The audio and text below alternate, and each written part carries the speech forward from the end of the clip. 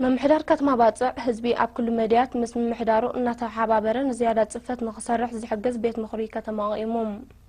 ابتي اغاطامي امحداري كتما باصعاتو كيدان ولد سلاسي ابز اسمع قال كاب حلوف تمكرو بستقسمه تمرتي ام مسرح مرجع حدش اوادادبا كم تجبر بمحبار حزبي زحص يومن زمرصوم سبات اب نطفتات محدار كتما افلطو زلوم موياوያን لمدن ባህልን ህዝቢ ዝፈልጡን اب كبرتات ህዝቢ ተሞርኪሶም ተወፋይነት እዛዓዩን ክኾን ከም ዝግባእ አዘኻኺሮም